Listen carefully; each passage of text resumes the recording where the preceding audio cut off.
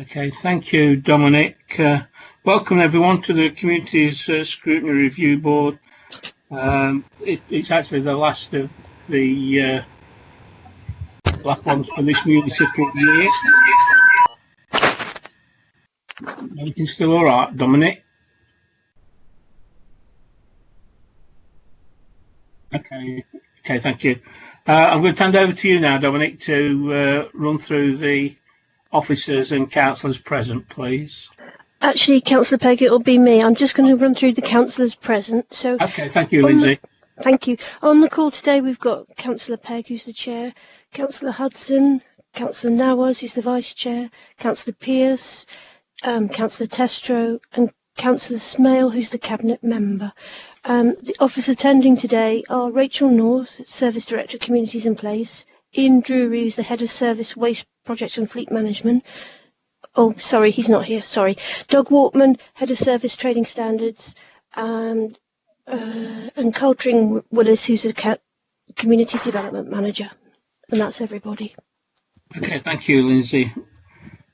Do we have any apologies for tonight's meeting? No apologies. Okay, thank you very much indeed. Late items, I have one to introduce. As I said, as this is the last meeting of the municipal year, this item is on the proposal with regards to the up-and-coming additional waste plant, and Councillor Smale will take that, and I'll put that in at item 5, moving the shot tower down, if that's all right. Thank you. So carrying on with the minutes, any declarations of interest, please? No. Minutes of the previous meeting, do we need to go through them or can we accept them as read? Accept as read, Chair. Thank you. Can I have a seconder for that? Yeah, I'll second it, Chair. Thank you very much indeed. Moving on then, that's over to Councillor Smale then to give us an update on the proposed new recycling plant. Thank you, Chair. So, yes, I know, Councillor Pegg, that you put in a question regarding an additional. Well, actually, it was more about what we're doing with our recycling and where our waste is going. So, I was going to bring it in a part of what Ian Drury was going to propose, but obviously, in your gift, you brought it as a late item, Chair. And I did ask if I could come and attend with Ian. So really, with regards to an additional disposal or household waste recycling centre, the strategic leadership are understanding what our desires are, and we know that we've not been able to deliver on a key manifesto pledge that was in 2018. We do recognise that the pressures that the council has been in since then, and a lot of things have moved on. But it's not at the back of the queue as such, but just wanted to let the scrutiny know that a lot of our future on waste is dependent on the outcome of what happens with the bin incinerator. I mean, as you know, not going into too much detail, we do have an estimated fair value process that is ongoing and running, and that is taking due process. But obviously there will be a business case put forward regarding to the future use of that plant. Once we're in a strategic position regarding that plant, we will then be able to progress further with certain waste policies, certain directives, which then could help us build a bigger picture on in a second additional household waste recovery centre.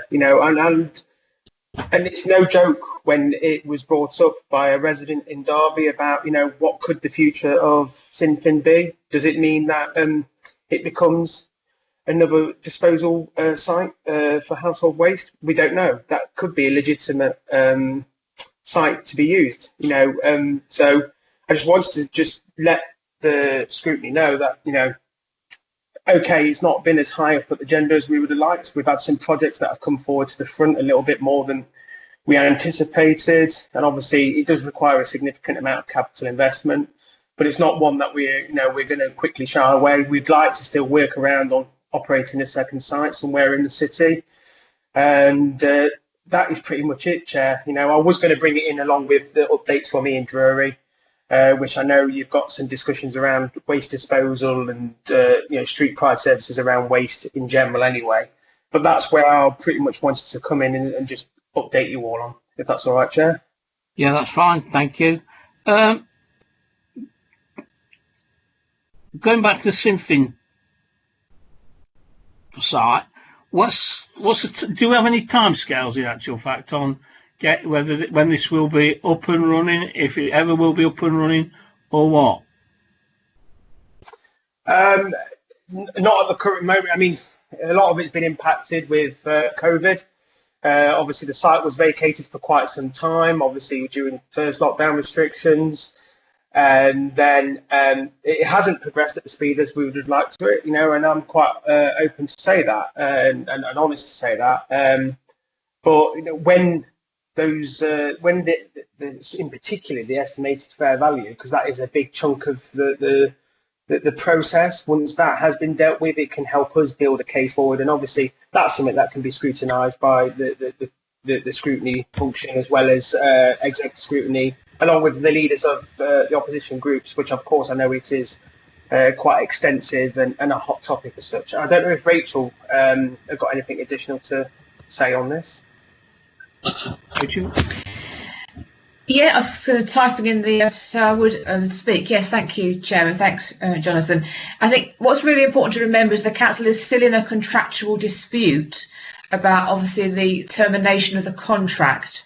So that's quite a legalistic position that the council needs to resolve before it can resolve what is maybe required around rectification of the plant, and to see how it plays a part or not in the future waste disposal strategy for the council. So it's quite a complex project for a variety of different reasons, and although things have stalled slightly in terms of the capacity of the workforce on site around looking after and doing the surveys for the site during COVID, we are on track with finalising those surveys, understand the condition, but we are dependent on resolving the estimated fair value negotiation with the funders of the original PFI and the site itself to be able to move forward to the next stage. So it is quite complicated, but there is work going on around that, but we are in a contractual position legally. It's very difficult for the council.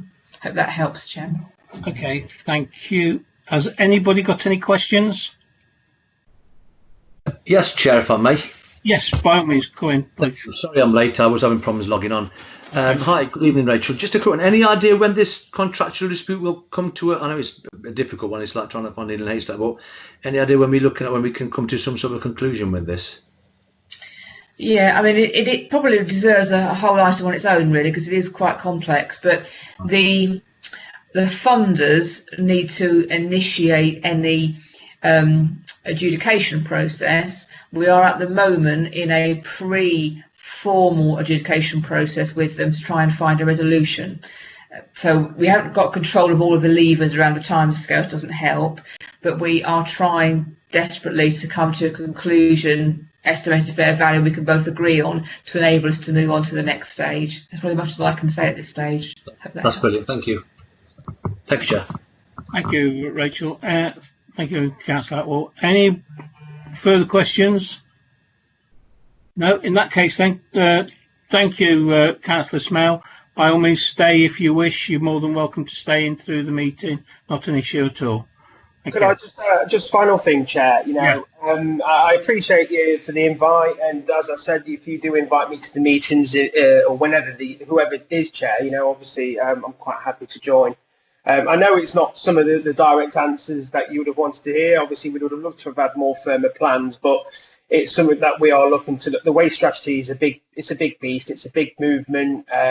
There could be all sorts of directives around, especially food disposal, and I'm sure Ian will get onto some of that stuff later on. But yeah, happy to update as and when, Chair. Thanks for the invite. What I will do is I will vacate the meeting because it's your scrutiny towards my portfolio, and I don't want to interfere. But I will watch on YouTube. Okay. No, you're more than welcome to stay and watch it live. Don't worry about that. Okay. All right. Okay. Thank you. Thank you very much indeed. Thank you. Moving on then. It's the shop tower update, please. That's Carl, is it? It is. Thank you, Chair. Thank you for inviting me to the meeting tonight. So just like to share with you some positive news. And that is that you may or may not be aware that we've been working at pace with our colleagues at Community Action to secure a permanent venue for the central hub element of our community hub model. It's all within the Better Together work stream that we're doing. And this came about, a little bit of background, early on in the pandemic, we occupied premises owned by Community Action on Charnwood Street. And they kindly let us set up the multi-agency, multifaceted heart, if you like, the central element of our community response. And such was the success that we were really keen to obviously keep that arrangement. It's provided dividends. I think you'll be aware of many of the success stories that have come out of that collaborative working. The only dilemma was that that premises was no longer available, and so we had to find a new one where we could galvanise and cement this new hub working relationship. And so towards the end of last year, the shot tower was recognised as being within the Connect portfolio, and it had been vacated.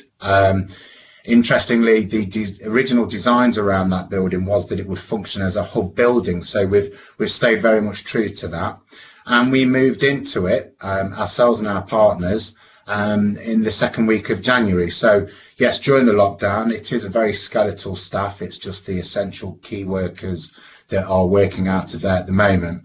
But for us, what it symbolises is that, you know, new working relationship that we have. So Community Action are there. We've got social prescribers, much more functioning as a virtual hub, I would say, at the moment than a physical co-location, but obviously that will change in time. And what the new premises offers is a far better high street location. So it's a very visible building. It's just over the road for the council house. From those that don't know where it is, it's on the Moorledge. And so it gives a shop window for our Food for Thought scheme. So they'll actually be running the small cafe that is part of that unit as well. So it's been quite a challenge with the timescales, and obviously not least some of the restrictions that are in place. But yes, we are now fully functioning, and hopefully in the next few weeks the new livery will be put up. So it'll actually, instead of saying Derby Connect, it'll actually we'll be removing the current signage which relates to the old business, and it'll be a very bright and vibrant, welcoming signage displaying Community Hub. So watch this space. But exciting times. Okay, thank you. Does anybody have any questions before I ask any? Yes, Chair, please. That's that one. Thanks, Carl. Good evening, mate. How are you? Okay. Hey, I'm good, mate. You? First of all, well done on this. It was widely needed in that area. There was just that little gap missing in that little area. And I know we've had this conversation before, but no, well done for that. What I'd like you to do, mate, if we can get some things sent out to us to cover it on social media to let people know its awareness and exactly what's going on there, just to raise a bit of awareness, because like I said, that part of the city was just missing something, because as you know, it's on the border of 2 or 3 wards. You've got Abbey Arbor, Normanton, and also you've got the city centre. So I think it'll work pretty well, and I'm grateful that you've got it done in as quick succession as you have, and then you do always deliver, don't you? I always want everything tomorrow. So I know. Many conversations on the phone, yeah, I know. But no, listen, brilliant. And if you can get something put out there, and so we can all share as councillors, we can get it shared so people are aware that there is something there, because it's positive, and I think we need to share that positive news with the city of Derby. Yeah, definitely. And we're hoping to get some photos as well once we've had delivery done on the external of the building. So is anything chat-wise you need off me, mate? You know, I'm going to do a phone call away for your institution, okay? Thank you. Thank you. Okay. Thank you, Chair. Yeah, Carl, do we have a cost of this? Because it's to the council. What is the cost of that? And where's the money coming from for the building? Obviously the building's currently vacant, had been vacant, and the I don't know if Rachel, you want to explain better about the way that we're supporting it. Yes, so in terms of one of the Connect building portfolio, we historically have taken an income from that building by businesses being located within it. We have no businesses in there at the moment, so the council has no income. So there is no change, if you like, in terms of no income. We lost any income by changing the site to take in the community response community hub. As part of our arrangement is to support that Community Action Derby for their element of the community hub. They will be paying towards the utility costs, so the reduction in the council's cost overall then, because at the moment we're covering all of those costs for a vacant building. So it is very much a partnership arrangement. So there is no additional cost to the council. Actually, we will save some money by having that place occupied effectively. And just, I'll come on to it in my presentation later on, but in terms of working in partnership with critical organisations across the city, we actually are getting additional benefits to our residents that we would have to pay for ourselves as direct service provision. So working with the voluntary sector and then providing that support for our community in collaboration with us is actually a reduction overall of the council's costs around direct services. Mm-hmm. Far better than me. Okay, thank you. Chair, just a quick question for Rachel North, if that's possible, please. Yes, of course. How long have we got? How long have we got the lease on that place for? Is it for a decent period of time?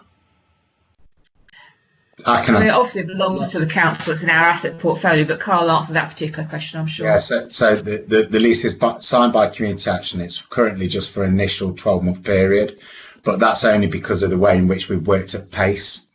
Right. So we want to get settled in there. It's also worth noting, once restrictions are lifted, there are a number of council colleagues that are going to be based working out of there alongside our voluntary sector partners as well. So it benefits us as well. So these other partners are going to be working out of there then, Carl? So Derby Homes, we've got some colleagues from Derby Homes, social prescribers. We've got obviously different teams within the council, so colleagues from local area coordination, neighbourhoods, community development team, but other partners extending to food for thought, and some of the partners on the Strong Communities Board. So it's a really kind of melting pot, which is great because it creates an environment where there's great idea sharing of insight, intelligence. So yeah.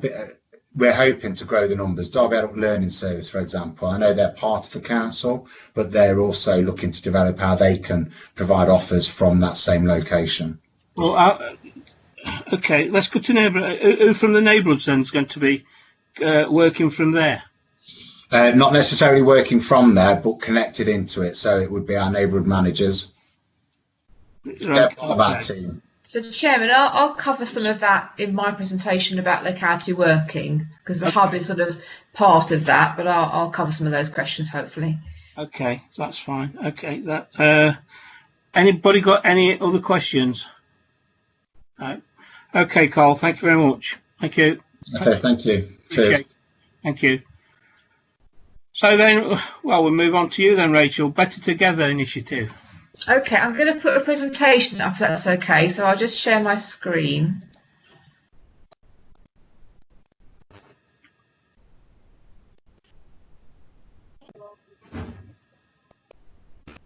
Can you all see that? Is that working, yes. Dominic? Yeah. Excellent. Thank you. Okay, thank you. And just to reinforce some of the things that Carl has just said, really, that no one would obviously wish a global pandemic on anybody, but some of the ways we've managed to work across the city as a system because of the need to respond quickly to an emergency in our city have had some fantastic benefits that we really want to maintain into the future, and that's really what this is about. So very much recognising that we had to respond, particularly in COVID, around the need for the most vulnerable residents. So very early on in March last year, if you remember back to those times, we were asked by government to make sure we were supporting the most vulnerable with access to food, medicines, etc., so they could effectively shield in the early phases of the pandemic. And we had to do that extremely quickly. Clearly, there was very little notice of some of that work. So what we did, and I'm sure all members are aware of this, we've mentioned it lots of times in our regular briefings around COVID for members, is that we worked hand in glove with our voluntary and community sector.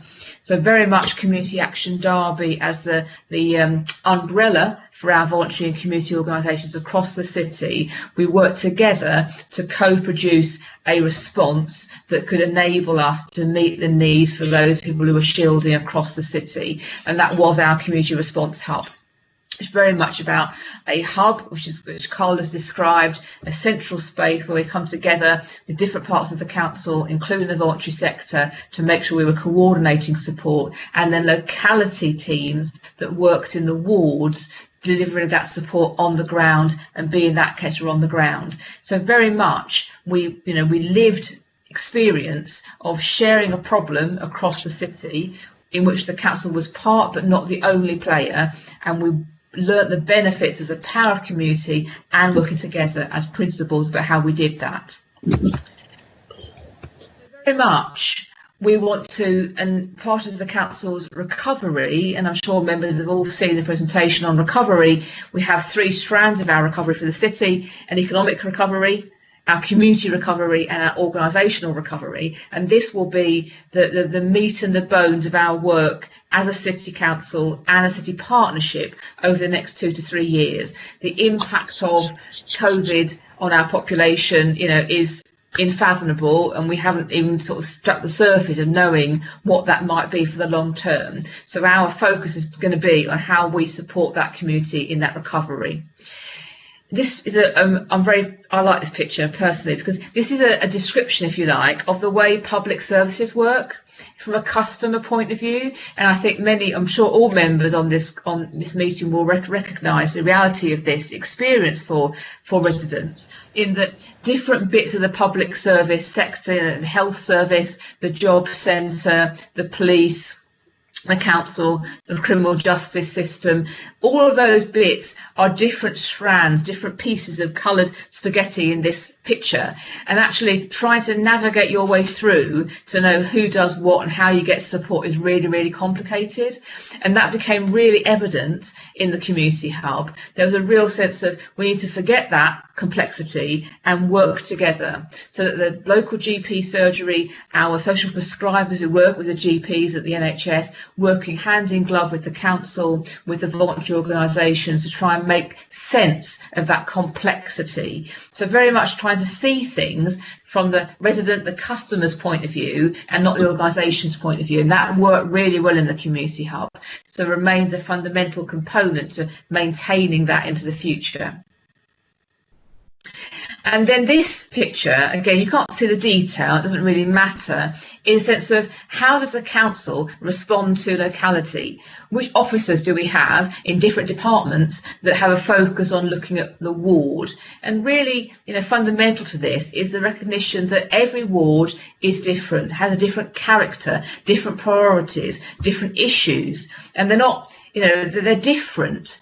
And the issues in Alistry around social isolation, potentially for older people, are as important as some of the inequality issues in practice in Normington. So they're all different. And at the moment, and this is my reflection, and one of the things that I've done in previous councils I've worked in and brought with me, I think, into my interview and selection in Derby, is we need to join up how we respond in locality as an organisation, but also in that partnership space. So at the moment in our organisation, we have different officers in different departments who have a locality or not a locality focus. So this is describing our local area coordinators, who are our adult services, who work in locality supporting adults who require support. We have our library staff who work in localities supporting, obviously, people who want to borrow books, etc., and use libraries for IT support. And there you've got a complexity. And then we have Direct Help and Support Association Derby doing that work. So we have a voluntary organisation working in our community managed libraries. We have neighbourhood managers who work in a locality supporting neighbourhood activity that takes place. We have highways people who work in a location. We have a variety of officers, and this is one sort of snapshot of that work in locality. But unfortunately, and I would say this, being an external person a year or so ago, It's not joined up. It's very much still quite in a silo. This service, this function, that function. What we did in COVID around the community hub was wipe out those silos and work together for a common purpose. And this is really about how do we maintain that way of working into the future. So that community response model worked much better than that spaghetti, and it designed individual ward-based locality working group coordination. So in every ward, and members will know because you've worked in your own wards in this way, you've seen the coming together of local area coordinators, neighbourhood officers, PPOs, some of our highway staff, our Move More coordinators, plus our social prescribers, some of our voluntary and community sector organisations working locally, because the focus is very much on let's make sure we get food delivered to people, they get prescriptions, there's befriending support. We are trying to mitigate the worst impacts of lockdown on our most vulnerable people. So that worked really well. And as Carl described, the community information hub, a central point where we had all the information again collectively to try and support the work at locality level. So a real sense of coordination, but then local responses.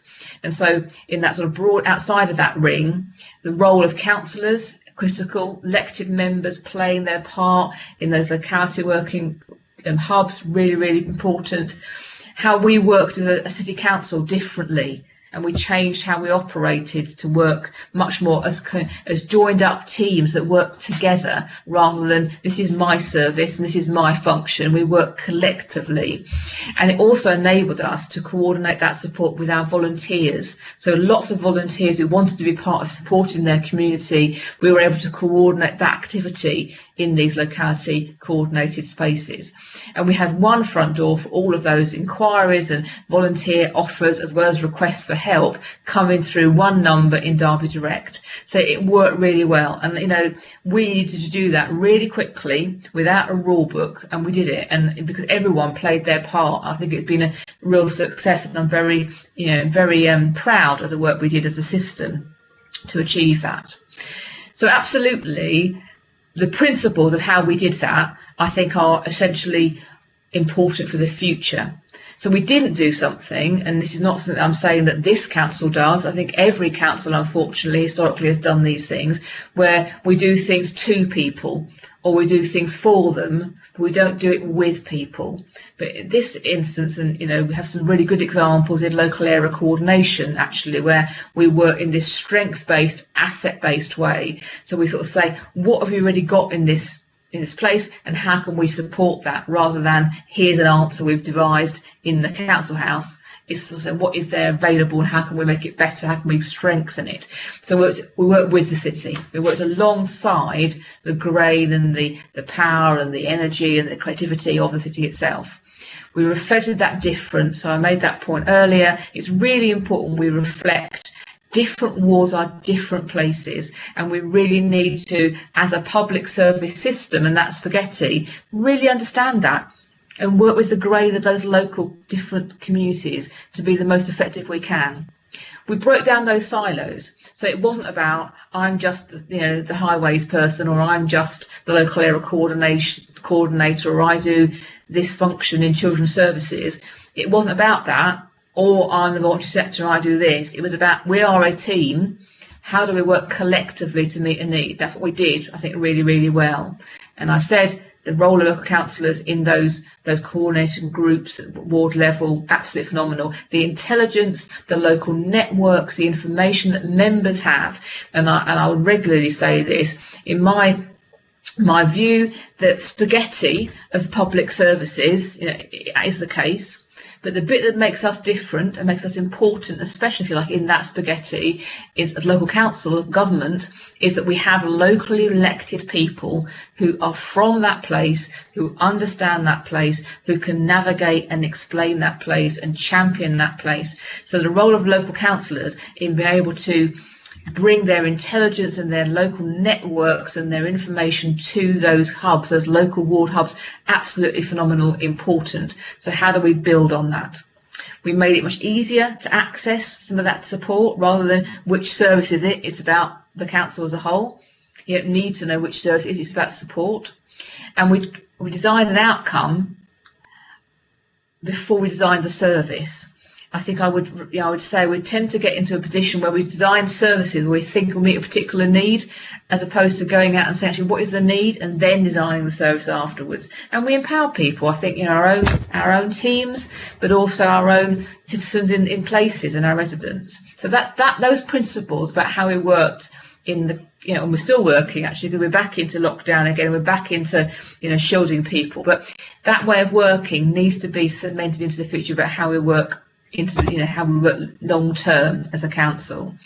And part of that is about the role of officers working in locality and working in this way, in that we want less of a sense of your role being about your professional service or your function or your department, and more about being a public servant in this space and being able to, we said in this slide, weave resources around, understand the system and how you get things to happen across that system, unpicking that complicated spaghetti.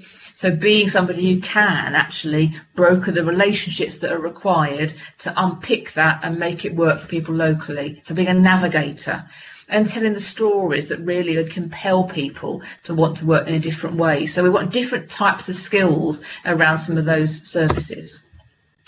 And it is about recognising a different way of operating at locality level. So stop being the council that does things to you or does things for you, but work with the grain. And from my own personal perspective, I think it's 15 months now with Derby City, and the last year of that has been basically COVID, which has been quite awful really. But what I've seen, and the strength and the quality and the creativity and the energy from organisations across our city, from every part of every sector, so from the community and voluntary organisations to some of the church and faith organisations to the business community, cultural organisations. We've got the most incredible people in this city who really care about it. And how can we actually work alongside all these people to magnify and support and benefit more outcomes, but really recognise working alongside and not perhaps being a paternalistic organisation that knows best, because we don't always know best actually. And I always say,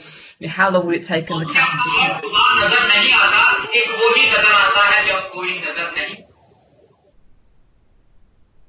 Not quite sure what that was, but I'll just carry on. But just in terms of a hip-hop school for kids that are disenfranchised, it wouldn't have been a council solution to come up with that. But in our community, baby people have come up with that, and it works really, really well. So recognising the value in our community. It's not always about the council doing what we need to do, actually working alongside differently. So we want to work differently, we want to work with our citizens, we want to have an agile workforce that is much more flexible, that can meet some of those needs, and we want to be empowered to do things differently. So Better Together, as Carl referenced it, is one of the strands of work as part of our recovery plan. Members will know we discussed the recovery plan at council a few councils ago, that this is going to be the fundamental component to our work over the next years, because COVID is a global change in how society works, and the impact on Derby, anywhere else in the country, is mammoth. I can tell you our universal credit claimant count is up 137%. That's before we get to the end of furlough. So you can imagine the impact on our community is going to be immense. So our focus is very much on the recovery plan. And this programme is in our community recovery space. So we have three strands: the economic recovery, so jobs, skills, opportunities, all of that work. Organisational, how does the council change to be the best council it can be, working in this different way, more digital, more agile, those things. And then in community recovery, how do we support the physical and mental well-being of our community as we come out of COVID, as hopefully we will be coming out of it sometime soon. So Better Together is simply a name for how do we cement the benefits of working in the community response hub for the future for our recovery. So rather than just seeing it as a way of working in emergency space around dealing with food deliveries and those things, how do we actually make it about supporting the longer term around recovery? And I'm sure many members have seen this before. This is an inverted triangle of how more effectively we can recognise the need for help. But actually, within people, very often people can do things for themselves. It might need a bit of support or a bit of encouragement or some connection in something that's local that can support them. But actually coming in and saying, we'll take that power, we'll do it for you, doesn't work. And we've seen that, I think over the last 50 years quite considerably. But it's about saying, what can you do for yourself? And we did that in the community hub. Very much the first question is, what could you do for yourself? And then what could you do with support from your family, your friends and your neighbours? Actually, what could that support network? Because if we assume that the state, the council can do everything, we'll never manage to meet the demand, and we'll actually take power away from people. So actually people are supported by recognising they can get some of that support from their own network.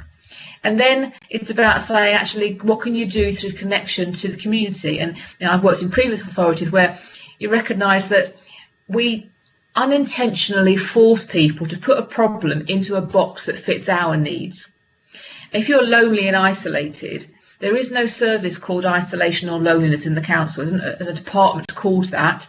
You have to go to, say, adult care, and you have to put that problem into a mechanism that has a particular trigger for particular services. So you go in, you say, well, you're isolated and low. Well, you can have Meals on Wheels, you can go to a daycare centre, you can get some domiciliary care. But actually what you might just need is a connection to the local book club that meets in the library, where you can meet some like-minded people, have some community contact. That might be all you need, actually, but you can't ask for that because it doesn't exist easily. So it's about how do we, as a system, make it easy to connect you to those things.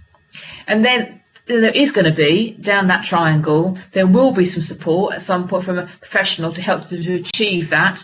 And at some point, there may be need for a service. But going that way round, rather than starting from what service do you want, is a much more effective way to build resilience and support, and actually much fairer and more honest with people. So very similarly, this is the things that we talk about in a care and social care context, that actually the last thing people want is residential and nursing care. They want to actually recognise there are a whole variety of things that can really support people, stopping them getting to the nth degree of requiring that intensive service sort of solution to a particular problem, and lots of stuff that actually is on that sort of lower informal level that really supports people live effective lives. And I know members, you work in your communities, you see this every day, some of those things that are really powerful in supporting people in their times of need. So the locality model is, how do we do that? How do we make sure that we work as a council with the grain of our localities and using our teams and our contacts in the best possible way for those outcomes? So it's very much about creating the place for things to happen. And I use often a picture of a playing pitch. And the reason I do that is because it's really recognising that the role of the council is to create the platform to help people to play effectively in this city. We are important. We are the city council that's elected by local people, paid for by local people. We are their council. We belong to them, and we can create opportunities for people to come together in that spaghetti analogy and play more effectively. And that really is our job. And we've got lots of things that we can create spaces for people to play more effectively. And in the locality space, we can create a framework that brings people together across all of these sectors. So, our own organisational teams in different places, our councillors, so that includes our local area coordination, our Derby Homes colleagues, our development team, our neighbourhood people, our PPOs, etc. But also the voluntary community sector, our businesses, our health colleagues, the police, fire and rescue, and our local community leaders. We can create the platform for them all to come together to bring all of that energy and creativity and ideas into one place to really make a difference, to magnify that difference. It sounds very simple, and it is very simple. I don't want to overcomplicate it, but it is really about that fundamental shift in approach but how do we create a team at a local level? And we regularly use the Team Derby hashtag across the city. This is about, Team Alistair, Team Normanton. How do we create a space where all of these people can play together in that locality? There's very much a platform. So we're talking about City Council and our resources for locality, as well as Derby Home resources around locality. Community Action Derby and our broader voluntary and community sector. How do we bring them in to this locality platform? All the things that are going on already in communities and areas, good neighbours, families, friends, our faith communities, all of those sort of informal networks that exist around supporting individuals. And then those key public organisations and local businesses too, but our public service spaghetti and our businesses. How do we create space for all of us to play together at the locality level? And an example of food for thought is a good example, I think, illustrated in this. So those who have not heard about food for thought, at the start of the pandemic, we had, I think, 10 different food banks, a variety of organisations that ran food offers across the city, and we needed to do very, very quickly a lot of coordination to provide access to food across the whole city. So it wasn't anything to do with the council. We might have created the platform. We didn't do this work. The organisations that did food in the city came together across various organisations, we had the Pakistani Community Centre were part of it, the church were part of it, Safe Space, Christian Aid are part of it, there were other organisations part of it. It came together and worked up a platform for how they could work collectively, and they created this alliance, Food for Thought. It wasn't about that we didn't do it, they did it themselves and coordinated it, and that enabled them to then create 10 distribution hubs across the city for food, a central storage unit where food would be donated and supported, and then allocated out and supported. Everyone did it differently in the locality, completely the right thing to do because it's based on what we needed, but actually it was coming together to do it in a better way for that outcome.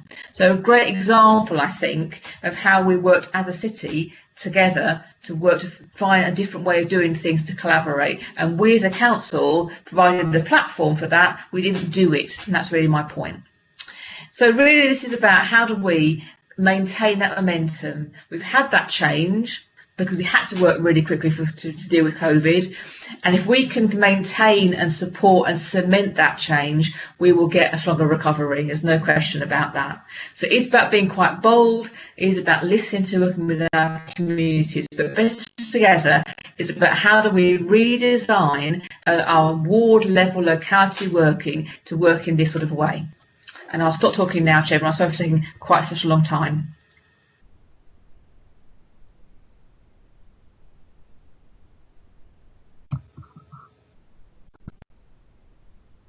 I think you're on mute, Chairman. That better. Q should be on there. All right. Can you all hear me now? Yeah. Oh, that's great. Okay. Yeah.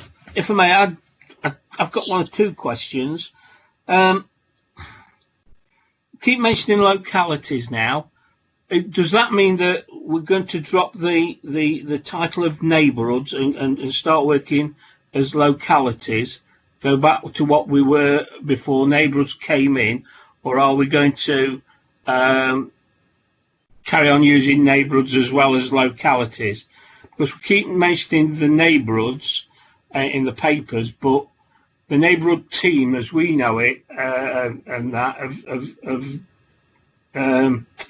have been the core of it all, have not really been mentioned in any of this. That's the first question, or the first two questions. Then the next one is, the LACs deal with empowering individuals to do things themselves. The people that are referred in from the communities that prevent access to social care or other advice that we can give them on the intervention side of it. And this excludes the over 70s to 80s percentage of Derby within the general population. And the final one is the PPOs were brought in to fight the environmental issues, and crime and enforcement. This, as I say, this was their main role. Why has this been changed? And I understand the COVID side of it, but when we come out of COVID, what will be their role? And Okay. I think that's at the moment that's it, and I'll pass on. Would you like me to pick any of that up, Rachel, from an operational perspective? Because I am here if you need me to. Okay, thanks, Sam. Appreciate that. Thank you. Yes, Sam, thank you. So, first question about the semantic, the words. No difference to that. I mean, we're talking about wards, so wards that make sense. So whether we call them neighbourhoods, localities, places, that doesn't change anything. So we're using locality in a very generic sense. So no change to neighbourhoods. And if it's come across that neighbourhood management are involved in this, is completely a false perception. So I apologise for that. Neighbourhoods are absolutely central to this. So our neighbourhood teams are absolutely fundamentally front and centre of this, actually. Perhaps I probably assumed it was so obvious I didn't mention it, so I apologise for that. Absolutely front and centre of it. The local area coordination, I mean, that very much sort of reinforces my point, I suppose, is that comes from an adult space, has a particular function to carry out with a particular group of people at certain age groups, and it's quite sort of specified. But actually, that way of operating across the community, but obviously it has a particular focus on older people, needs to be made part of how we work around locality generally. Because actually, what the LACs did in COVID is take a much broader role, and they work with a much broader population, and they supported that coordination across that population. And actually, by joining them into a more formally with neighbourhood managers, with our PPOs, with some of our housing officers, with our Move More coordinators. So different officers across the council are coming together into virtual teams that can share information, build relationships. We magnify the capacity of those officers by working as a team rather than working individually, if that helps at all. Yeah. And the third question about the PPOs, I mean, there is no dramatic change to the role of the PPOs. They've always been about environmental crime and supporting that agenda, absolutely. That doesn't change. But clearly, they have a neighbourhood focus in a locality, working in a ward on those issues, and they will work within that way in these virtual teams, as taking that sort of role around the environmental protection and anti-original crime sort of space. Do you want to add to that, Sam, if I've missed anything? Yeah, I just wanted to add that part of the decision making around refocusing our efforts to support COVID is obviously because of the risk of the pandemic, but also there's an element that where the courts aren't operating to deal with environmental crime at the moment, if we were to be enforcing against some of the environmental crime like fly tip and FPNs, there's nowhere we can take that, Councillor Pegg, after. So, but that said, as soon as things are back up and running in general, our officers will continue to enforce where it's needed. They are still patrolling. They're patrolling the city centres, the parks, open spaces, the shopping areas. So they're fitting in COVID response and their usual role as well, and they're managing to find a really good balance with that. So whilst we absolutely need to support the COVID effort, they've not taken their eye off the ball. They are dealing with any complaints that are coming through. We've perhaps just reduced a bit of the proactive stuff to give us the capacity to support with COVID. So I just wanted to give you some assurance there, Chair, as that their role hasn't changed. They're just being very flexible and adaptable to help us protect the citizens of Derby at the moment. Okay, thank you, Rachel. Thank you, Sam. Anyone else got any questions for Rachel or Sam? Can I chime in, please, Paul? Sorry? Can I chime in, please? Yes, of course you can, Richard. Sorry, I didn't. Good evening, Rachel. Firstly, thank you for everything you have done over the last 12 months. It's a shame I've not actually seen you since last March, which actually feels like yesterday. It does. It does.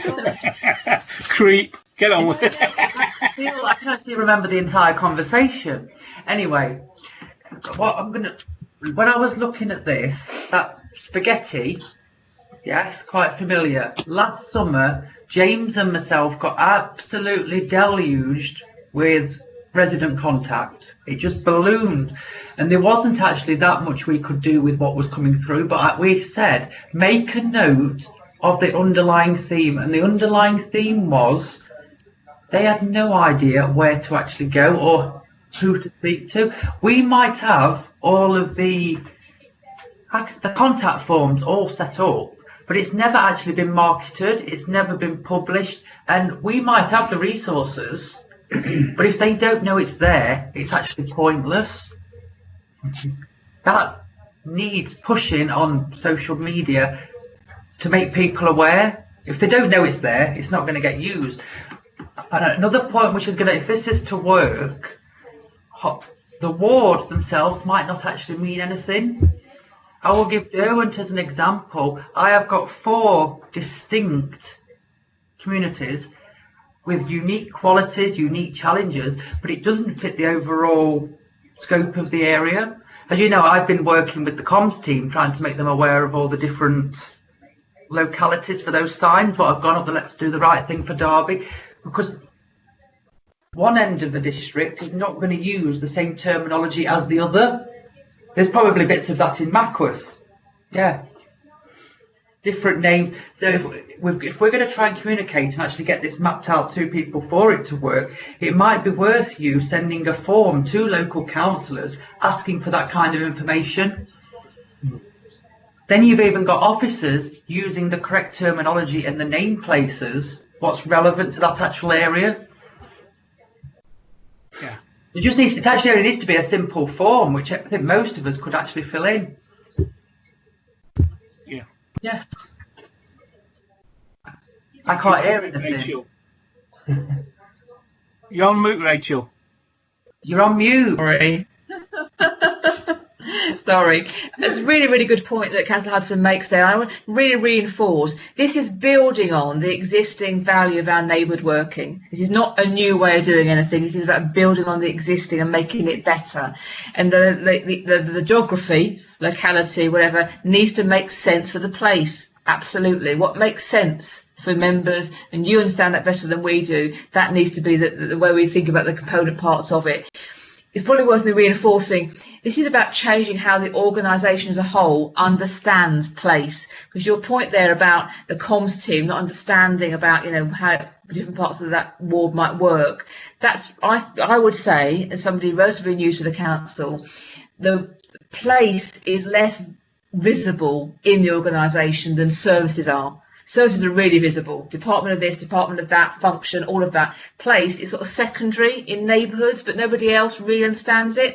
So one of the recommendations that from this work, and we're developing this, cementing this way of operating, may very well be directors with their director role, but also a locality role. I would like directors, all of them, to understand place better, by having much more affinity with a particular locality and the implications of how that spaghetti is unravelled in a place.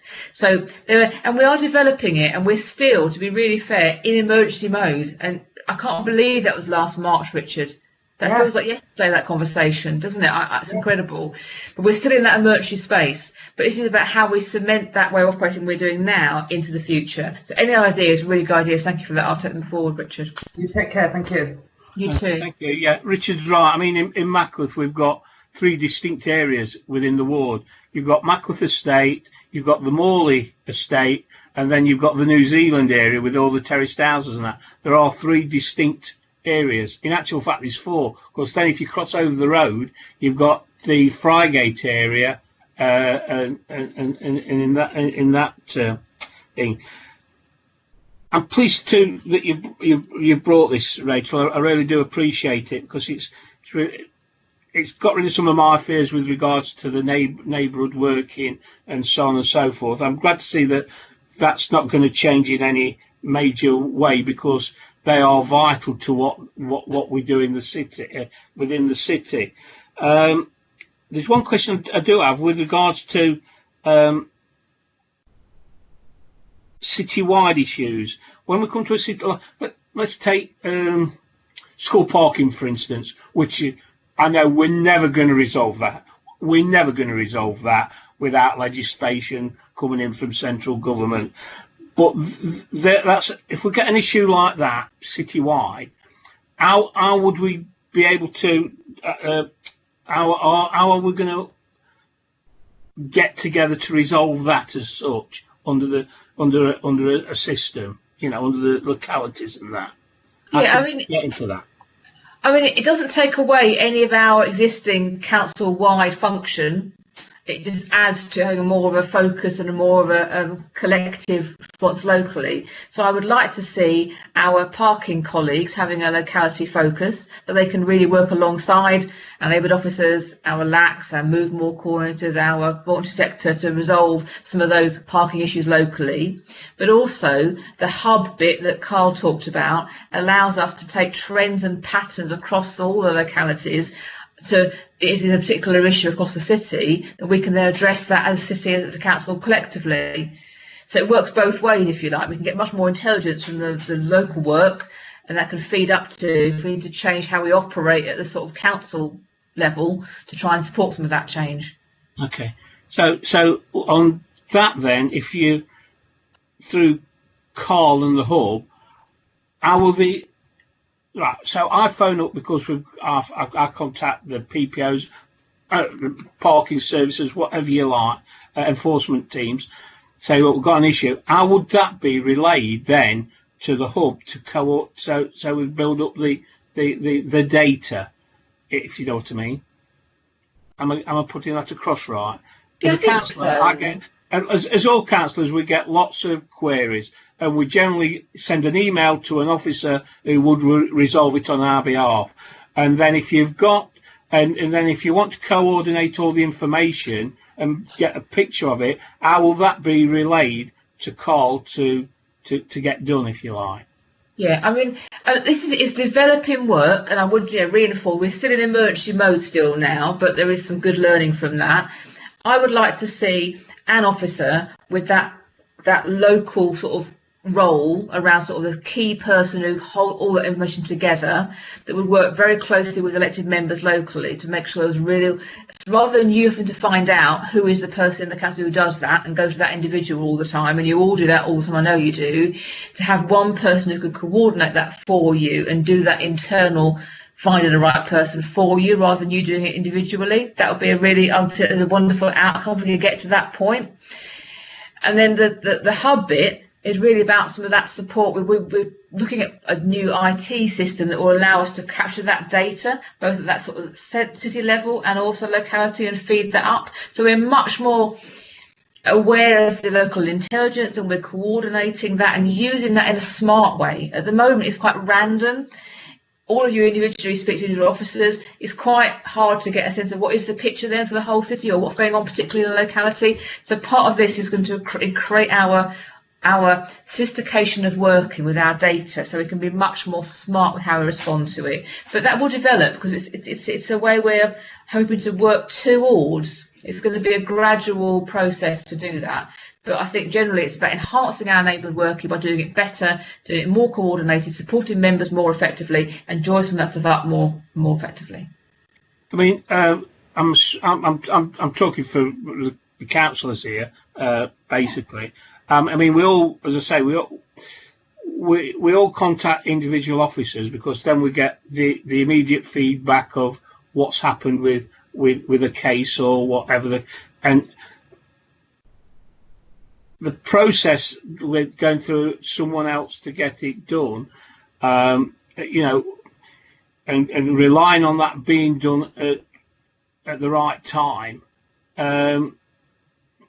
We've tried it in the past with certain computer systems and that we've been asked to trial, and it, to be honest with you, it failed, where we had to log in and put the data in, and it was fed through the system, and sometimes it was taking forever for something to be answered because it was just being pinged around. Now, how will we get to know that any case that we put forward is being dealt with straight away, and what's the response, and how long will it take us to get the response? Yeah, I mean, I don't want you to get the impression that I'm suggesting that members go through a database or a computer system to do that. I mean, it's about people, but it's about us trying to coordinate that support for you rather than you going to every individual officer in different services. That's the biggest difference to this. And I would say the probably reason why it didn't work previously was the culture. There has to be a cultural change in the whole council that neighbourhoods is essential to how we work as a council.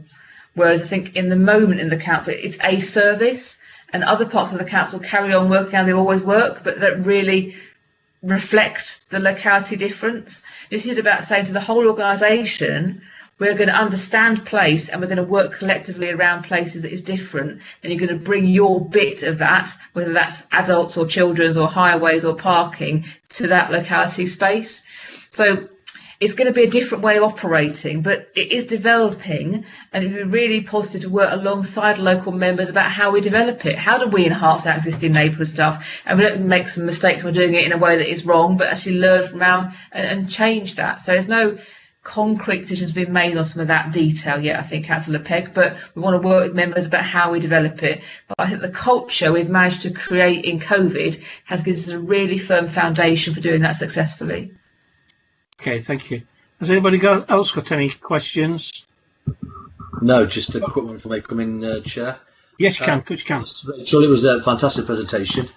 Thanks for reassuring us of where we are, and I know it's been a challenging year for you officers yourself, but please relay on my thanks in regards to all the staff involved, because it's been difficult. But, you know, I mean, with the people, every time there's been an issue, fair play to them. I know it's a bit complex, but they've always got there and got the job done, if that makes sense. So please, it's our job to make sure we keep an eye on our staff, because at the end of the day, they are working for us, because when there's an issue, they're our first port of call, and they always deliver. So yeah, please, a happy new year to them all, and give them a big thank you, especially from myself, my perspective, my ward, because we appreciate everything they're doing in these challenging times. So thank you very much for that. Thank you very much for that, Councillor Atwell. We appreciate it. Thank you. Thank you, Ajit. Anyone else? No. Thank you, Rachel. Thank you, Samantha. I appreciate that. I know I went on a little bit, but I just got one or two things in the back of my mind that I just needed to get cleared up.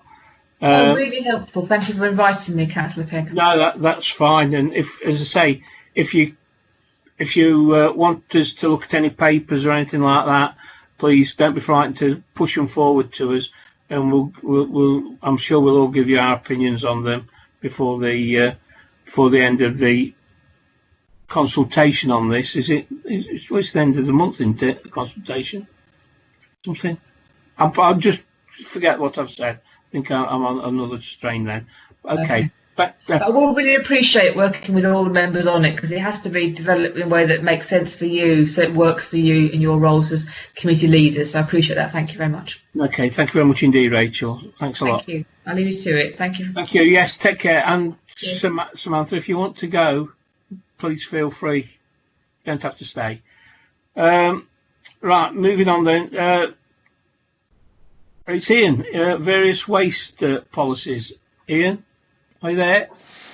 Evening, Chair. Can you hear me okay? Yes, we can hear you fine, thank you. Right, I too am going to share a presentation, so I'm just going to try and share it now with you. Bear with me.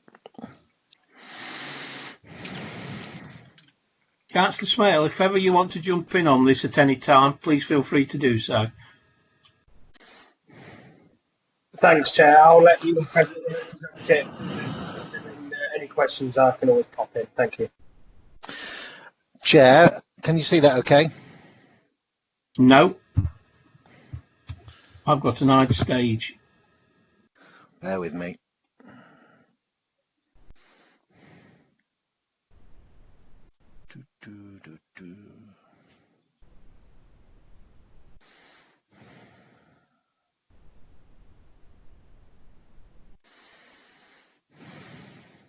Technical difficulties. Bear with me a sec, Chair. Don't worry, Ian, you're about like me. I can't do it hard. You had it and then we lost it.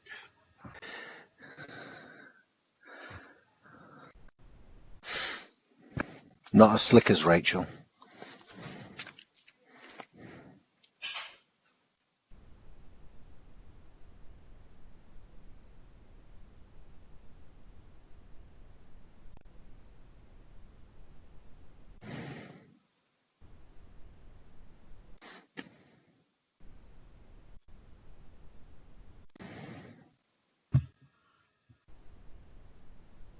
I'm hoping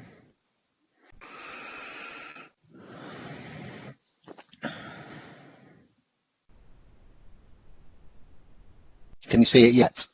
Yes, that's up now, Ian. Are we there? Thank Yes. goodness. Right. I can't see any faces. All I can see is my presentation, so I'm just going to keep talking. Yeah. So thank you, Chair, and thank you, board members, for allowing me to come along here. I'm going to discuss not just waste policies, but also try and give you a high-level strategic overview as to some of the reasons why we have to make changes to the waste service. So there's a bit of detail in here. I'm hoping there's not too much detail, because we could be here for hours talking about waste, and I think as all of you will know, it can be a very emotive subject. So I'm going to go through, I've got a bit of an agenda, there's a bit of background stuff, a bit on waste policies, and then I'm hoping towards the end to have a bit of an interactive session whereby we can have some open discussions about maybe things that you all think we maybe could be doing or should be doing or ought to be doing, but I'm mindful of time, so I'm going to crack on if that's okay. Yes, please. Okay, I know most of you. I'm Ian Drury, Head of Waste Disposal and Fleet, and I'm going to talk about the reviews of the waste service today. I'll touch on the national context because it does impact on what we do at Derby, and it does have implications as to why sometimes we need to change what we're doing. I'm going to discuss service transformation that's taken place throughout the waste service. That's both in refuse, street cleansing, and at the household waste recycling centre. I'm also just going to give you guys a bit of an update as to the impact that COVID is having on the waste service. As you all know, it's one of the services that does impact on every resident every week, be it a different coloured bin, but we've had some challenging times, so I'll just keep bringing you up to speed on that one, which I hope you find interesting. And we're going to talk about our biggest challenges that we face in the waste service, and then it'll be over hopefully to you guys to we can have a bit of a discussion around maybe how you can help us meet the challenges, because they are joint challenges, these. National context, very briefly, the waste sector, it is heavily regulated. There's a lot of legislation, there's a lot of waste regulations, which historically has all been based on EU policies. Current policy and regulatory drivers include environmental drivers, the waste hierarchy, which I'll touch on very briefly in a bit, and also curbside collections, which is what many people think they pay the council tax for. And a few more, the national context, again briefly: plastics packaging tax, UK Plastics Pact, extended producer responsibility scheme, which, and again, some of these I'll touch on in a bit of detail so that you've got an idea as to what's happening in the future, and also the deposit return scheme, which they're hoping to roll out. So the waste hierarchy, this is what's one of the core principles of waste management. And starting at the top is where we should be dealing, how we should be dealing with waste. So if you look at the top one, the reduce, first of all, we should be reducing the waste in the first place. So rather than looking at dealing with it later on down the line and dealing with it at the curbside or household waste recycling centres, other systems like that, the first thing is to look at reducing it in the first place. Because if you don't reduce it in the first place, you don't then have to try and deal with it later on. So the step-by-step process is, if you can't reduce, then you should look at reuse. So an example there being the milk bottles that the milkman does. He will take them away, wash them and reuse them. So that's the next one down. Recycle, which is your curbside schemes and your household waste recycling centres. And if you can't reduce, reuse or recycle, the next one down is to recover, whereby you recover electricity from the waste. And then the last element of the waste hierarchy, which is the last resort when you've exhausted all the other four above it, is landfill. So that's when you hear me, or when you hear waste guys talking about the waste hierarchy, that in essence is what it means. There's also a lot of talk at the moment in the industry around the government's resources and waste strategy. In essence, they're trying to move away from the second bullet point, if you look, is trying to move away from the inefficient linear economic model of we take something, so we take a resource, we make something from that resource, we use that, and then we throw it away. They're trying to move away from that into a more circular economy, whereby goods and materials are reused as much as we can, and we extract as much of the maximum value from them as we can. So it's looking about leaving the environment in a better condition for the next generation. And all of these different parts here impact on how we're dealing with the city's waste. This is a timeline from the government's resource and waste strategy, and there's two key points that I just want to make you all aware of, and things that are happening in the near future. And I've had a go at trying to highlight them as best I could. Apologies, they're not very good circles, but I think you can see there the rollout of a deposit return scheme. Now there's an asterisk after that, which means that is still subject to consultation. The consultation at the moment has been delayed as a result of COVID, but what the deposit return scheme means is the government are looking at introducing some form of scheme whereby you can return containers. We're not sure yet of the detail, but it's likely to be metal cans, aluminium cans, maybe plastic bottles, whereby you can put them back into a deposit return scheme container and you'd get your money back. So in the old days where you used to leave 5p for a bottle and then you bring it back and get your 5p back, that sort of thing they're looking at reintroducing. Again, subject to full consultation, so don't know a lot of the details, but it's something it's probably worthwhile just getting on your radars. And the other one at the bottom there is a legislation for mandatory separate food waste collections. Again, that one has an asterisk, so that is saying that as it stands now, they were hoping to be introducing that in 2023, and the current government's view, subject to consultation, I'll add again, is that they're looking at separate weekly food waste collections. So that would be a household, every household in the city would, if legislation goes through, be getting a separate weekly food waste collection. So we've got to then try and shape our services around looking at providing that. And that's not just, whilst it says starting in 2023, that means we've got to look at how we're going to collect it, how we're going to set up the collection routes, how we're going to get the containers, how we're going to get the campaigns. All needs doing. So there's a lot going on. But so when we're looking at waste policies, there are a couple of examples there as to why we need to change. Service transformation, just phase 1 at the moment. We have revolutionised how we deal with waste at Derby City Council. We've now certainly, instead of having hard copy maps with highlighter pens, which various people colour in to show where we're collecting rounds from, we've now gone totally electronic. We've got handheld technology in the vehicles there, which we can use for providing live data back for both operational teams and contact centre staff. And it allows us to, as an example, when we're changing rounds or we get breakdowns, it allows us to electronically give work across the teams, and that's in white space. And we've introduced the My Permit booking scheme at the council's household waste recycling centre, where we've been able to reopen the site up safely and control inputs to a safe level.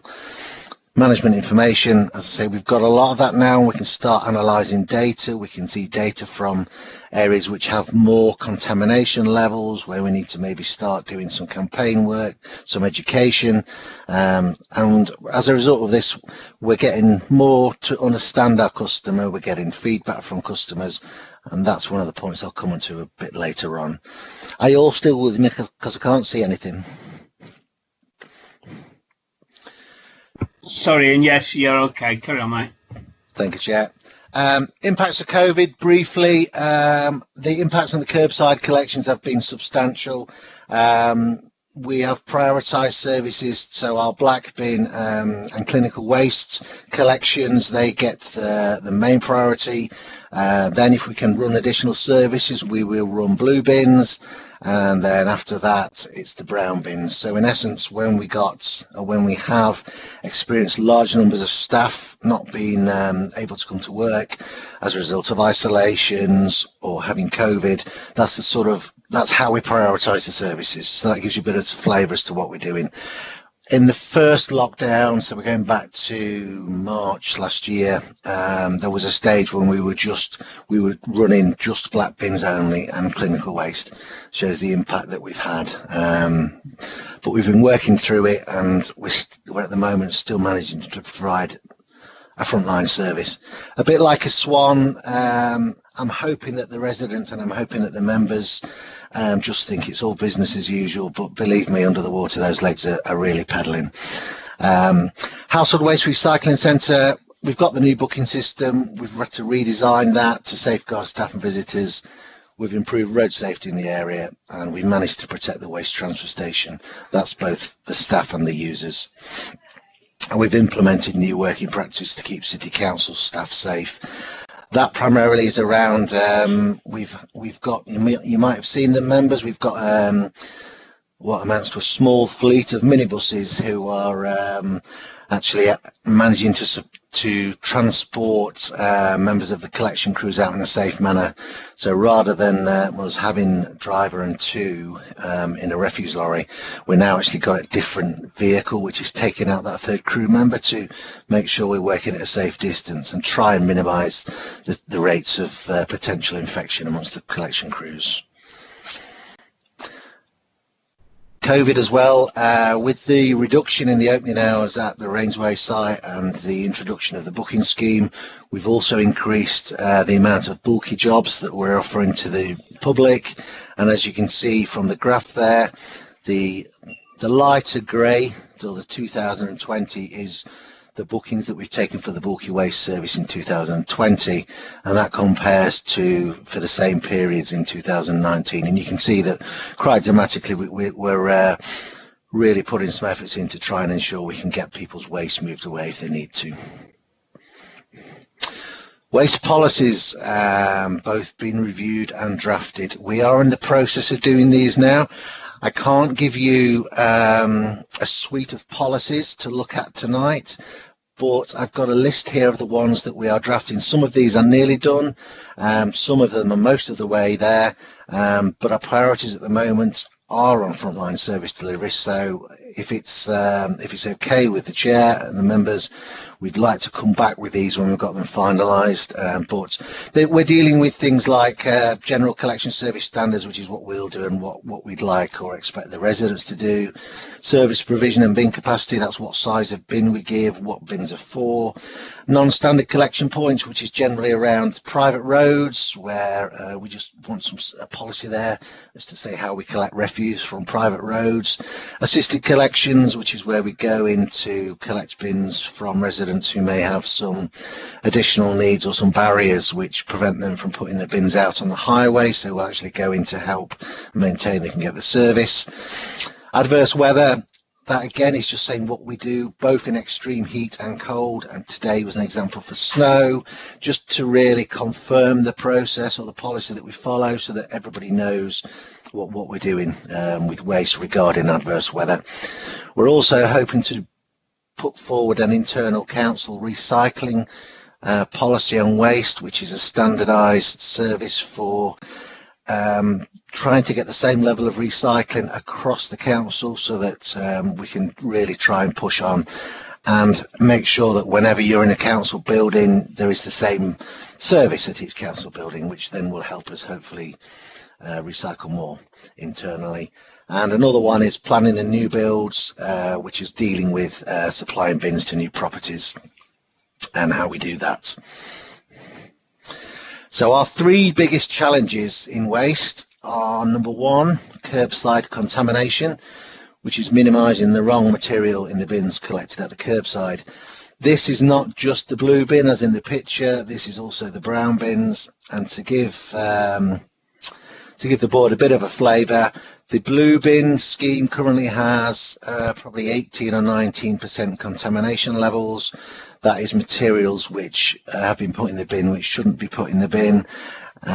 So that is challenging because when there's now costing us quite a bit of money to dispose of these contaminated materials, and it does give us the risk potentially of whole loads having to be rejected if contamination levels are too high. And ironically enough, one of the main contaminants that we have in our curbside recycling scheme is used nappies. So I'll come back to that one in a bit if I can. Protecting the environment. How can we reduce waste arisings and increasing what our residents and businesses reuse, reduce and recycle?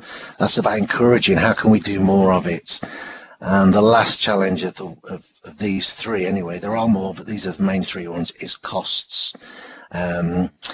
Waste is a costly business. How can we look at potentially reducing costs for waste collection and disposal and contributing overall to the council's financial challenges?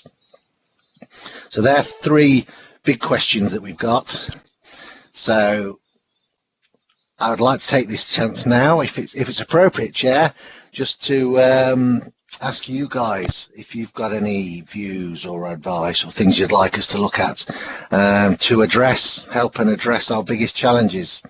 And anything that you can put forward, we'll use this information to consider developing our new waste strategy and policies and operational procedures. Thank you, Ian. Thank you for that. I very much appreciate it. Could you send all those? Could you send a copy of those slides out to the committee?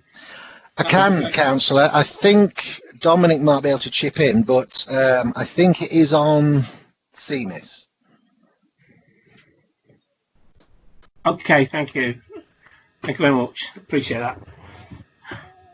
I can't get my camera on for some unknown reasons, so just not allowing me to come in. Has anybody got any questions, please, for Ian, or any suggestions? Yep.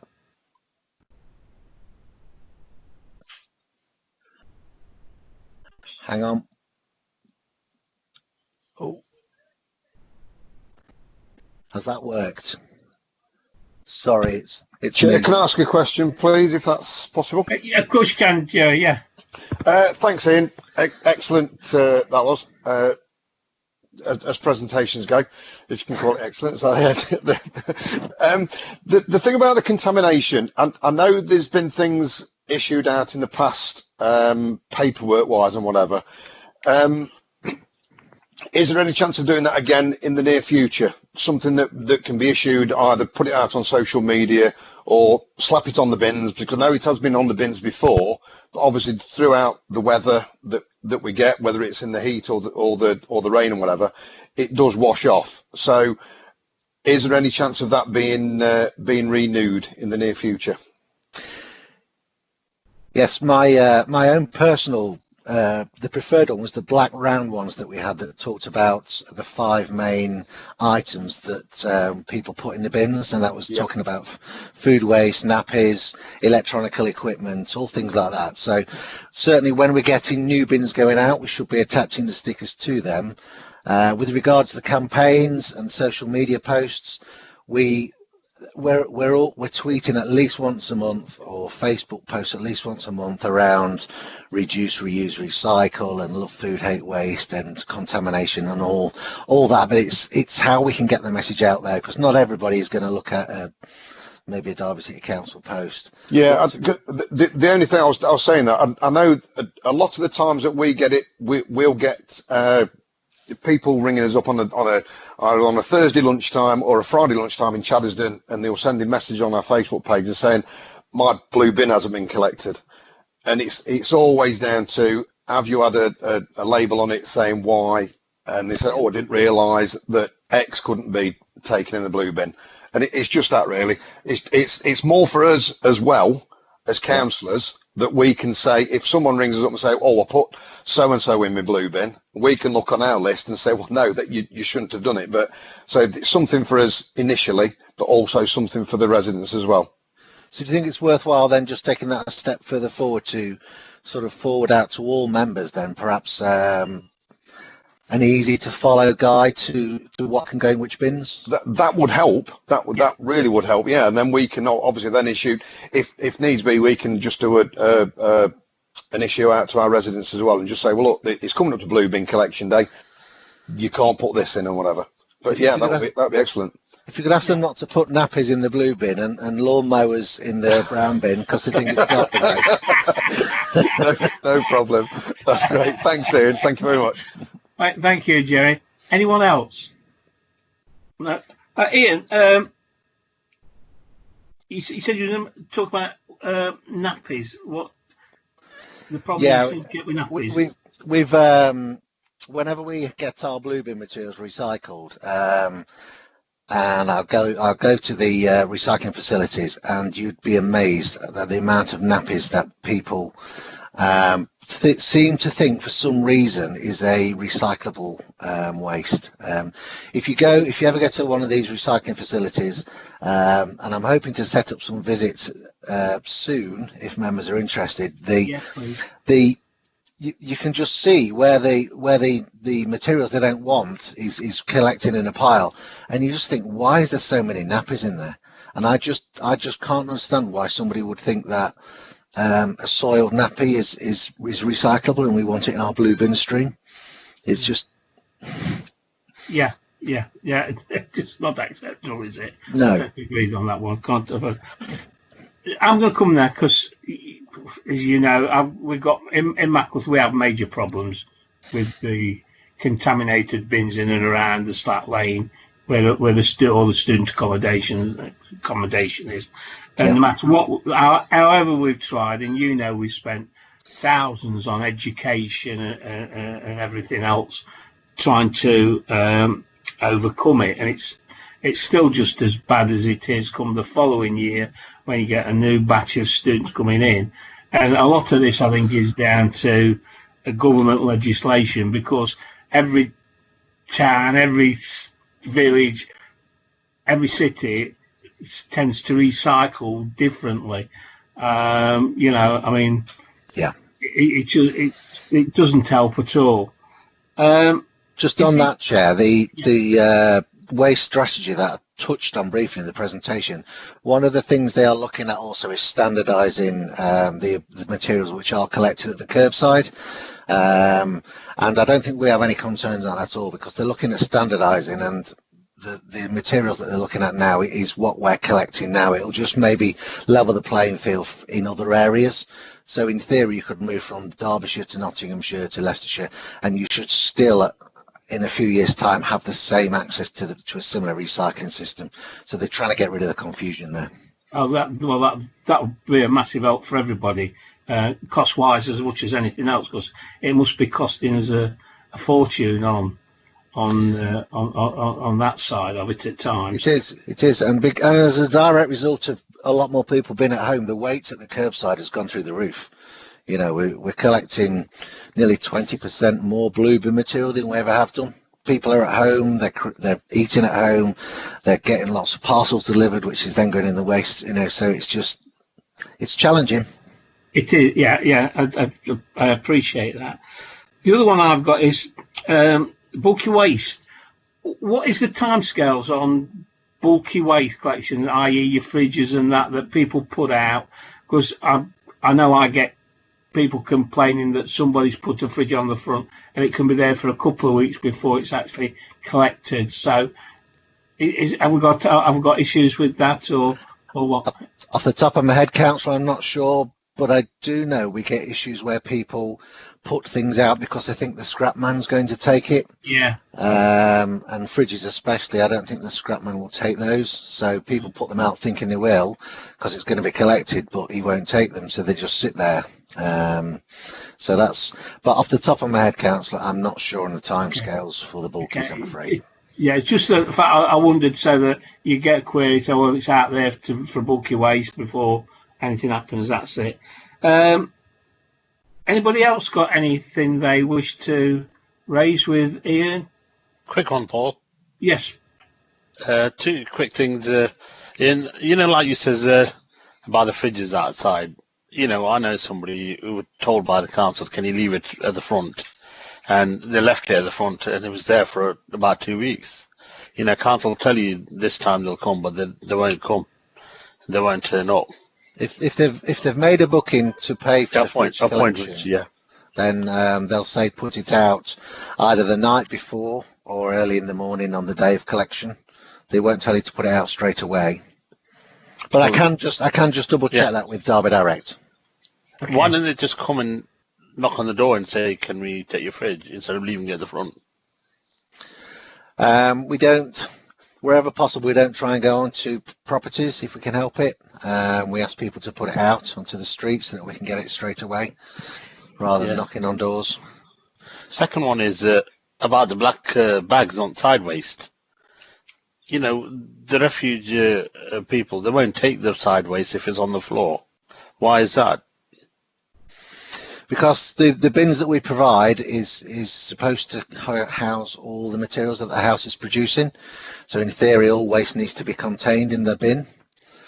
And generally speaking, for the vast majority of households, if you've got access to recycling facilities and you put the correct bins, the correct materials in the correct bins, then you should have sufficient capacity, so you shouldn't generate bags. What we say is if there are people who are genuinely producing more waste than they can deal with, i.e. they're putting extra bags out, then we would look at maybe popping round, having a waste audit and looking at the containers they've got to make sure the waste can be contained, because the last thing we want is bags. It's not good for the crews to be collecting via bags. Foxes, dogs, cats rip them up, so we try and wherever possible make sure that the bags are contained within bins and that people are putting the right materials into the right bins. This is not on a regular basis. This is odd times, not on a regular basis. Yeah. But there are, you know, the area I'm representing is Arboretum Board. There's a lot of flats, right? And the bins are maybe too small. And the new ones that are given, they're even smaller. They're about 1.5 litre, aren't they, or something? Well, I think if we have got some capacity concerns there, and it is a regular thing, because if you just have a one-off, then something's clearly happened as a one-off to get that extra waste. But I think if there's a regular issue there, then if they get in touch, or if someone gets in touch with waste, then we can have a look at the capacities and see if it needs some extra bins. But we will always try and get recycling in there as well, if they haven't got recycling now. So there's no recycling in some of the Arboretum Board, you see. Yeah. And say you've got not a regular thing, one-off extra bags. What are you supposed to do with them then? Well, if it's just a one-off, then you can put them in the bin till next time. Right. Or recycle. I mean, I don't know if the property you're referring to has a recycling facilities, and I don't know if they're using the recycling facilities as much as they can. There should be sufficient capacity. Right. Thank you. Thank you. Thank you. Yeah, one final one from me, Ian. Trade waste. As the partnership working with Nottingham? It's going very well, Chair. They're growing their business quite well. Obviously, with the impact of COVID, it's changed the business model somewhat. Throughout the waste industry, we've seen a big drop in the amount of business waste being collected as businesses have been closed or often very reduced services. But they've noticed that things like takeaways from pubs, takeaways from restaurants over the last year has changed what collections they're doing, but they're still managing to keep customers, and it's still going very well. We have quarterly meetings with Nottingham where we keep a track of how things are going, but they're providing a good service to the businesses in Derby. Okay, thank you. And that's not costing us any money, is it, at all? Okay, that's fine, as long as it's not costing us anything. Have you got anything you want to add on that, Jonathan? Thanks, Chair. Just a quick one in relation to bulky waste. Only because I've had a briefing with Simon Aiken prior to him taking paternity leave, so I've got to congratulate him on his newborn. So I've just had a quick look. He was talking about lead times on bulky waste. So correct me if I'm wrong, Ian, but I believe that we operate a alternate day from north to south of the city. So let's say Monday would typically be probably the north, and then on Tuesday it goes south, and then vice versa. It keeps flipping back and forth. So I've just done a check. So obviously myself living on the north side of the city, I've just put in a look for domestic refuse bulky waste collection, 1 to 3 bags. And there's a booking available for Wednesday on the 27th. So I think at the moment, it looks like the bulky waste demand is obviously being managed at the moment. We do recognise that there will be peak periods when people do want to book for bulky waste, and there can be a slight delay. But currently, at the moment, if someone was to go and book one, they should be able to get one within this week. Okay. On that, what are our excuse me, I got put my teeth in again. What are the expectations when it comes to the sudden spring and then we get this mass as we do normally? How are we going to cope with this mass clear up of the gardens and everything that we get that usually happens come spring?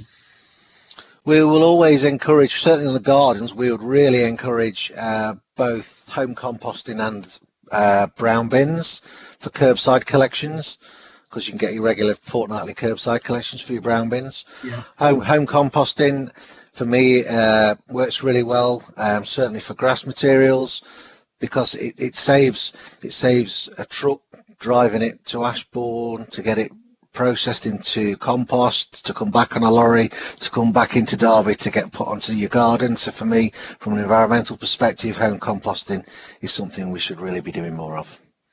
Yeah, I mean, we don't seem to publicise that enough. Is there anything we can do along those lines? You know, get it out there even more.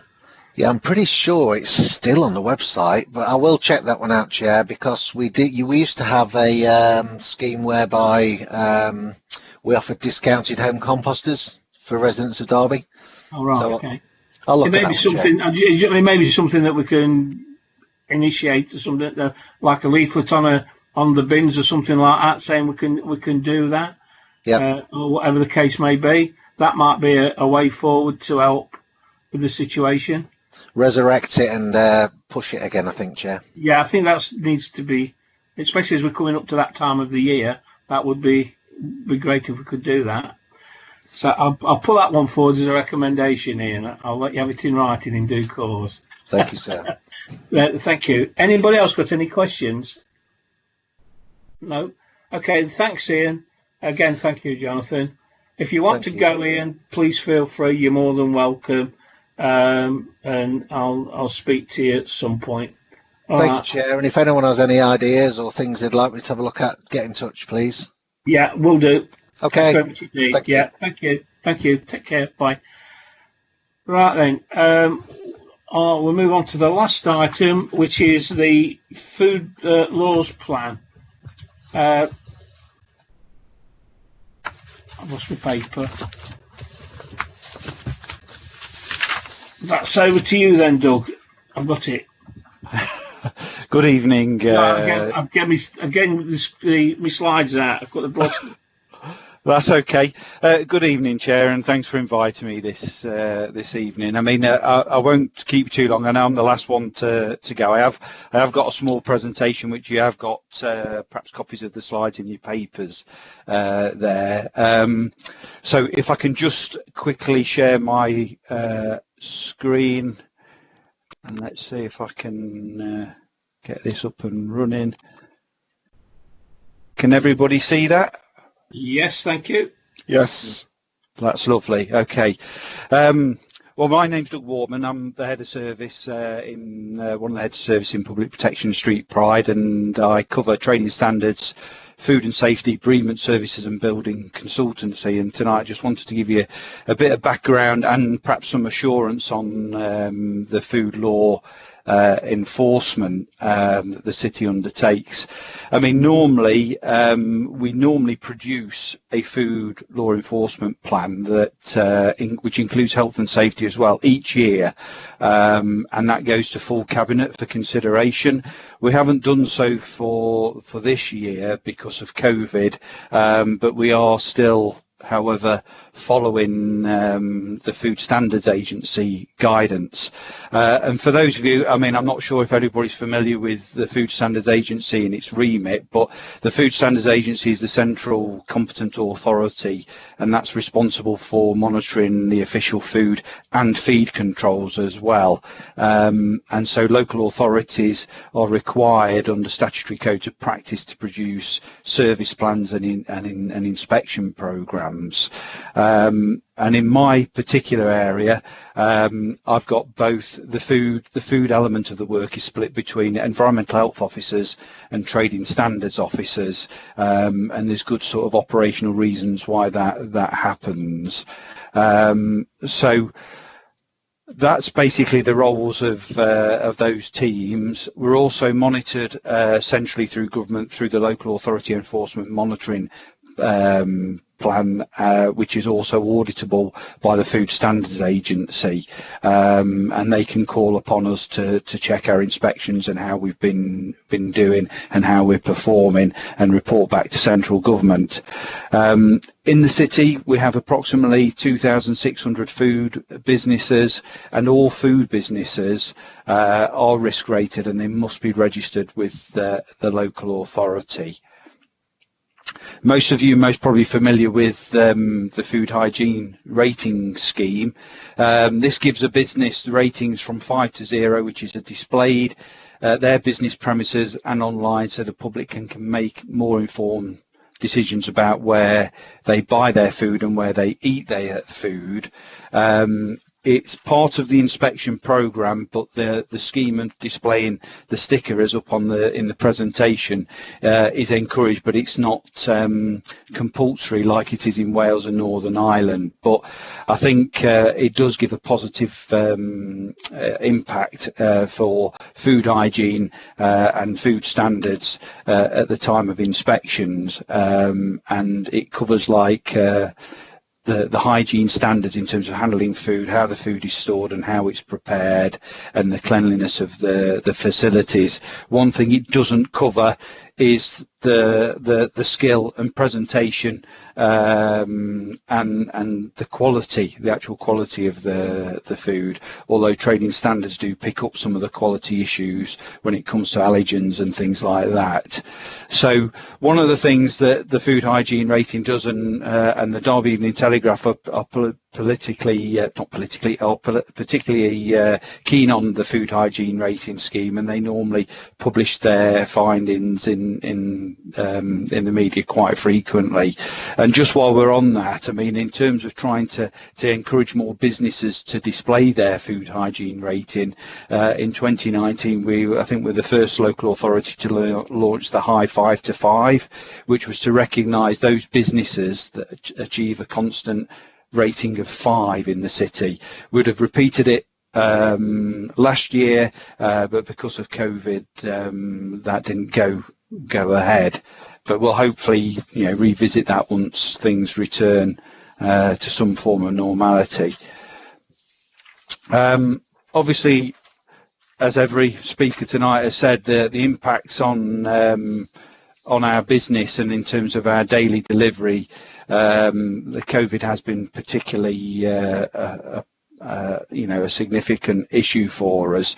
The food safety and trading standards have been heavily involved in the council's response to COVID-19, and obviously our business, our normal inspection programs, our regular activities have been severely disrupted. The team who are responsible for ensuring the food standards and the hygiene are in place have been working tirelessly on providing business advice on COVID secure requirements and health and safety requirements. But when they visit a food premise, or when they've been giving advice to a food premise on their COVID secure requirements, they are picking up some of those lighter touch interventions in terms of hygiene and standards. But it was also to give some idea that we are still proactive in some of the work that we're doing. It's just that we're doing it in a different way, and obviously we can't go out and visit the premises as we normally would. And just some other areas that we've been involved in, we've been providing some advice to the local authority in terms of personal protective equipment. As you know, there's face coverings, face masks, PPE, and it all has to comply with certain standards. So trading standards have been supporting the local authority on determining whether or not some of the equipment that we've bought in, especially in the early stages of the pandemic, were actually legal and had the correct certification. And something that cropped up and certainly in your area, your ward, Councillor Pegg, was avian flu, which cropped up about a kilometre outside of the city, but touched on us, and we ended up doing about 4,000 odd door knocks around Mackworth and the surrounding areas with our colleagues in the county. So another thing to keep us busy in the middle of a pandemic.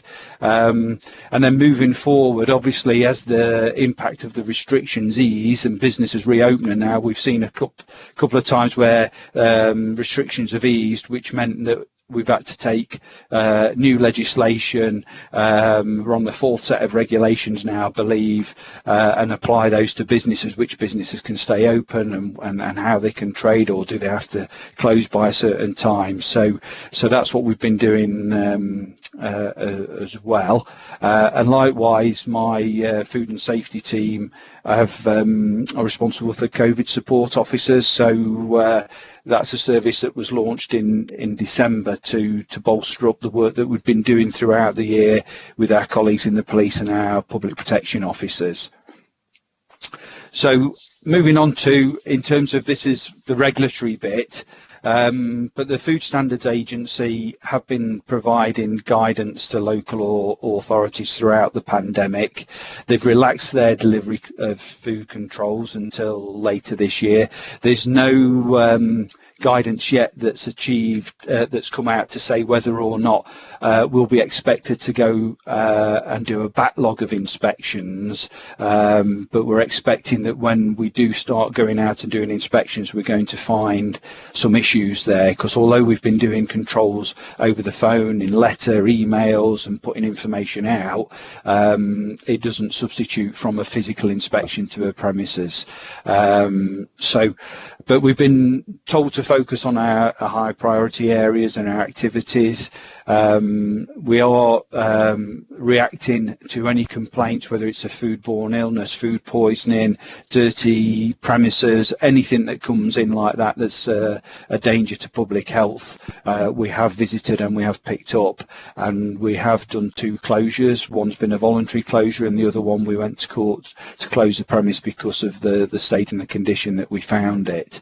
So it was just to give some assurance, Chair, and to the board that although our inspection work has not been as active, we are still responding to any incidents that crop up in the city. We also have some premises that are still ongoing some formal enforcement action, and I think, as one of my colleagues said, you know, the enforcement through the courts is a long drawn out process, as the courts are dealing with extreme backlogs as well. So we're following that advice, and it was just to assure everybody that we are responding to complaints from members of the public or from anybody in that case. And just finally, this was just a bit of a filler, really, in terms of the developments. I mean, everybody perhaps on this call will know about Uber Eats, Just Eat, Deliveroo, and this was just to give you some ideas. Although the stats are a year old, but that delivery market had been about £8.5 billion in 2019, and 11 million online food delivery users in the UK. It's pretty substantial. Now, the impact that has on us is obviously these platforms require a certain level of the food hygiene rating scheme. So, for example, Uber Eats and Just Eat will allow anybody who's waiting any takeaway business onto their platform if they're waiting inspection. Now, obviously, because we're not doing our inspections, there is a little bit of danger there that those premises may not be up to the required standard. And I think Just Eat, they allow anybody on who's got a rating of 3, but if they're awaiting inspection, again, they will allow them onto their platform. So that is one of our challenges, and you can imagine that the takeaway business has still been pretty strong throughout the pandemic. But if we do get any complaints from any of our takeaway businesses or any food related business, then we will be following that up. And to be fair, that's perhaps all I need to really get across, Chair, in my presentation. As soon as we get some further guidance from the Food Standards Agency, then we will of course look to put together the formal template for our food law and health and safety plans and bring them to full cabinet and to this board again. Okay. Any question? I'm sorry, Chair, but I can't see anybody, so I feel like I'm just. Yeah, you're all right. If you come out of your screen, I can't get my camera working, so I don't know what's gone wrong with it. Right, I've stopped sharing, I think. You have. See if I can get on now. Okay. But yeah, so if anybody's got any questions, Chair, and that was just to give some assurances where we are. Okay, thank you very much indeed, Doug. Appreciate that. Anyone got any questions? It looks like you got off lightly then, Doug. Thank you, Chair. Yeah, if you let us have the updates as and when you get them, that would be. Great. Yeah, we'll most probably get some other food standards agency advice in due course. Because we're in lockdown and then out of lockdown, they change what protocols they put in place and what they want us to do. But anything they've asked us to do, Chair, we've done. It's just it's the future, I think, that we're a little bit worried about in terms of the expectations. But we'll cross that bridge when we come to it, and we'll produce the food law enforcement plans in full in due course. That's lovely. Thank you very much indeed, Doug. Much appreciated. Thank you, Chair. Take care. Thank you. Bye. Thank you. Bye-bye. Right, that therefore ends the meeting for tonight. Hope everybody's